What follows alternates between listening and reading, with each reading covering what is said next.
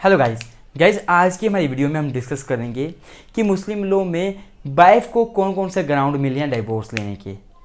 हमने already 3 video बना दिए हैं, 3 एपिसोड बना दिए हैं। एपिसोड 1 में हमने बेसिक इंट्रोडक्शन करी, मीनिंग करा डाइवोर्स का, मुस्लिम लॉ में क्या होता है, काइंड्स क्या होते हैं, ये किया। एपिसोड 2 में हमने क्या डिस्कस किया, हमने हस्बैंड के ग्राउंड को डिस्कस किया, जिसमें कि तलाक को मेनली डिस्कस किया। एपिसोड 3 में हमने इल्ला और जियर को डिस्कस किया। जो एपिसोड 4 है इसमें हम लोग वाइफ के ग्राउंड को डिस्कस करेंगे। लेकिन हम आज की वीडियो में डिस्कस करेंगे केवल तलाक के तफवीज को। इवन तो वाइफ का जो ग्राउंड है वो तलाक के तफवीज भी है, वो लियन भी है, और वो dissolution of Muslim marriage act 1939 भी है। तीनों वाइफ के ग्राउंड है। अगर आपको एग्जाम में क्वेश्चन आता है कि वाइफ के वेस ग्राउंड डिस्कस करो मुस्लिम लॉ के अंदर, तो आपने ये भी लिख सकते हो, ये भी लिख सकते हो, ये भी लिख सकते हो, तीनों लिखोगे आप, मतलब बोलने का। और हो सकता है पेपर में क्वेश्चन आपको आ जाए कि dissolution of Muslim marriage act के अंदर वाइफ को क्या क्या ग्राउंड मिले डाइवोर्स लेने के, वो डिस्कस करो। तो आपको सिर्फ यही एक्ट लिखना है, तब आपको ये दोनों नहीं लिखनी है, क्योंकि पूछे नहीं किए हैं। पूछे जाएंगे तभी लिखनी है। और अकेला आपको वाइफ के ग्राउंड पूछता है डाइवोर्स की डिस्कस करो, तो आपको ये तीनों लिखने हैं। मैं इस वीडियो में सिर्फ ये डिस्कस करूंगा, ये 2 नहीं करूंगा। इसका रीज़न पता क्या है? क्योंकि ये जो ग्राउंड है ये एक्स्ट्रा जुडिशियल ग्राउंड है, कोर्ट में जाए बिना डाइवोर्स लेने का ग्राउंड है ये वाला। पर जो ये 2 ग्राउंड है ना, ये जुडिशियल ग्राउंड है। इनको मैं बाद में डिस्कस करूंगा, जब मैं आगे बढ़कर पढ़ूंगा, डाइवोर्स में पढ़ाऊंगा आपको कि जुडिशियल ग्राउंड क्या है डाइवोर्स के, तब मैं इनको डिस्कस करूंगा। फिलहाल मैं सिर्फ आज की वीडियो में तलाक के तफवीज ही डिस्कस करूंगा।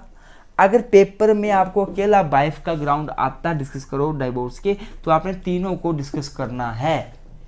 अब तीनों को कैसे डिस्कस करना है इस वीडियो में मैं ये बता दूंगा, और आगे आने वाली वीडियो में ये 2 भी करवा दूंगा, फिर आपका कंप्लीट क्वेश्चन बनेगा पेपर के हिसाब से। तो शुरू करते हैं हम आज की वीडियो, और आज की वीडियो में तलाक के तफवीज को डिस्कस कर लेते हैं।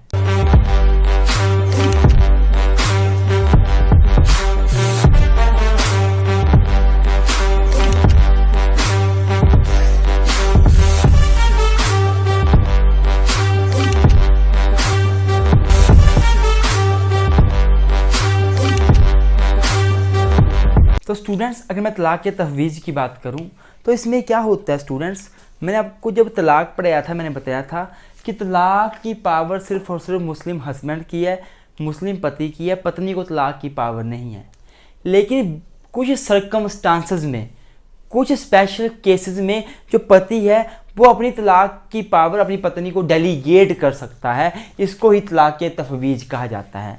तफवीज़ का मतलब होता है डेलीगेट करना पावर, अपनी पावर किसी को दे देना। जब एक मुस्लिम पति अपनी तलाक देने की पावर अपनी पत्नी को दे देता है या किसी तीसरे बंदे को दे देता है, तो उसको बोलते हैं तलाक के तफवीज़। मैं एग्जांपल देता हूँ। मान लो एक मुस्लिम है, एक मुस्लिम लड़का है, एक मुस्लिम लड़की है, वो आपस में लव मैरिज करने जा रहे हैं, वो प्यार करते हैं। लड़की बोलती है कि तू आज तो मुझे प्यार करता है, मेरे साथ लव मैरिज करने को बोल रहा है, पर तुझे तो 4 मैरिजेस अलाउड हैं कम से कम। मेरे को तो एक ही अलाउड है, मैं तेरे से शादी कर लूँगी, मैं कहीं नहीं जाऊँगी, पर तुझे तो 4 मैरिजेस अलाउड हैं। कल को तू दूसरी मैरिज कर लेगा, दूसरी लड़की ले आएगा, मेरी सौतन ले आएगा। तो पति क्या करता है, पति एक एग्रीमेंट बनाता है और उसमें लिखता है कि मैं दूसरी शादी नहीं करूंगा, और अगर दूसरी शादी करता हूं तो मैं आपको पावर देता हूं कि आप मुझे खुद तलाक दे सकती हैं। तो ये हो गया तलाक के तफवीज़। मतलब पति ने अपनी तलाक की पावर पत्नी को डेलीगेट कर दी, ये होता है तलाक के तफवीज़। इवन तो जो पति अपनी तलाक की पावर पत्नी को डेलीगेट कर देता है, तो इसका मतलब ये नहीं है कि पति के पास तलाक की पावर नहीं रहती। पति के पास भी रहती है, पर पत्नी को भी वो दे देता है। थोड़ा पढ़ते हैं, आपको क्लियर हो जाएगा। देखो, एक हस्बैंड, एक पति जो है, वो या तो अपनी मैरिज को खुद रेपुडिएट कर सकता है, ही में either himself repudiate his marriage. वो अपनी मैरिज को या तो खुद ख़त्म कर सकता है, रेपुडिएट मतलब ख़त्म करना, या फिर वो अपनी पावर को डेलीगेट कर सकता है। और delegate his power of repudiation, marriage को ख़त्म करने की पावर को वो डेलीगेट कर सकता है किसको? टू हिज वाइफ, अपनी पत्नी को दे सकता है कि तू मैरिज को ख़त्म कर सकती है, तू मुझे तलाक दे सकती है। और इवन टू थर्ड पार्टी, किसी तीसरे बंदे को भी वो पावर दे सकता है कि अगर मैं कुछ ऐसा करता हूँ या मैं कुछ ऐसा नहीं करता हूँ फ्यूचर में, तो आप मेरा पत्नी से तलाक करवा सकते हैं। Such a delegation of power is called तफवीज़, इसको ही तफवीज़ कहा जाता है। इसमें क्या होता है, एक एग्रीमेंट बनाया जाता है, शादी से पहले भी बनाया जा सकता है, शादी के बाद भी बनाया जा सकता है, जिसमें पति बोल सकता है पत्नी को कि तू मुझे तलाक दे सकती है अगर मैं तेरे को मारता पीटता हूँ, अगर मैं तेरे सिवा और लड़की लेकर आता हूँ, लड़की से शादी करता हूँ, तो मुझे तलाक दे सकती है। तो यही तलाक के तफवीज है। देखो, an agreement may be made either before the marriage और आफ्टर द मैरिज। एक एग्रीमेंट बनाया जा सकता है प्रोवाइडिंग दैट, जो एग्रीमेंट क्या प्रोवाइड करेगा, wife would be at liberty, wife को लिबर्टी होगी to divorce herself from her husband, कि वो अपने पति से डिवोर्स दे सके अंडर सर्टेन सर्कमस्टांसेस या सर्टेन स्पेसिफाइड कंडीशन। स्पेसिफाइड मतलब जो उस एग्रीमेंट में लिखी गई है, जैसे कि लिख दिया in case of the husband marriage A second wife, ये लिख दिया कि अगर हस्बैंड सेकंड वाइफ से मैरिज करता है तो मैं उसको डिवोर्स दे सकती हूँ, तो ये तलाक की तफवीज है, ये पावर दे दी वाइफ को डिवोर्स देने की। या फिर लिख दिया एग्रीमेंट में अगर if husband fails to maintain her for a specified period, अगर मेरा पति मेंटेन नहीं करेगा, मतलब मैरिज एग्रीमेंट में लिख दिया गया कि यह एग्रीमेंट बनाया गया, उसमें लिखा गया कि अगर पति पत्नी को मेंटेन नहीं करता है 2 साल के लिए 5 साल के लिए, तो पत्नी को राइट है कि वो उसको तलाक दे सकती है, तो ये वैलिड होगा। जैसे केस लो पढ़ेंगे और क्लियर हो जाएगा। एक केस लो हुआ मोहम्मद खान वर्सेस शाह मली, J&K का केस है। इस केस में क्या हुआ, एक व्यक्ति था, उस व्यक्ति ने बोला अपनी पत्नी को कि मैं शादी के बाद आपके साथ रहूँगा। लड़के ने क्या बोला, प्री शादी से पहले एक एग्रीमेंट बना लिया और उसमें उसने बोल दिया कि मैं आपके घर रहूँगा, जवाई राजा बनकर, घर जवाई राजा बनकर रहूँगा, और अगर मैं नहीं रहा तो मैं आपको कुछ अमाउंट पैसा दूंगा, कंपनसेशन दूंगा, और अगर नहीं पैसा दिया तो आप मुझे डिवोर्स दे सकते हैं, मुझे आप तलाक दे सकते हैं। तो क्या हुआ, कोर्ट ने बोला बिल्कुल वैलिड एग्रीमेंट है, ऐसा हो सकता है, इसको तलाक के तफवीज कहा गया और वाइफ को पावर हो सकती है तलाक लेने की।